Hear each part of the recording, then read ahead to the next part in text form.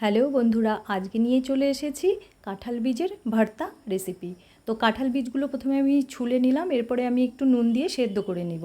সেদ্ধ হয়ে গেছে, লাল খোসাগুলোও ছাড়িয়ে নিয়ে আমি কাঁঠাল বীজগুলোকে ভেঙে নিলাম। এরপর কড়াইয়ে সর্ষের তেল দিয়ে কালো জিরা, শুকনো লঙ্কা, কাঁচা লঙ্কা ফোড়ন দিয়ে একটু রসুন ও পেঁয়াজ ভেজে নিলাম। রসুন পেঁয়াজ ভাজা হয়ে গেলে আদা ও রসুনের পেস্ট দিয়ে কিছুক্ষণ ভেজে নিয়ে দিয়ে দিলাম একটু জিরে গুঁড়ো। তারপর স্বাদ মতো নুন হলুদ দিয়ে একটু কষিয়ে নিয়ে ভেঙে রাখা কাঁঠালের বীজগুলো দিয়ে একটু ভেজে নেব। ভেজে নিয়ে একটু জল দিয়ে আবারও কিছুক্ষণ কষিয়ে নিয়ে দিয়ে দেব একটু চিনি আর ধনেপাতা কুচি দিয়ে মিশিয়ে নেব। আর একটু পনির এখানে আমি গ্রেট করে দিয়েছি, সেটা অপশনাল। পনিরগুলো মিশিয়ে নেব, ব্যাস তাহলেই রেডি হয়ে গেল কাঁঠাল বীজের ভর্তা।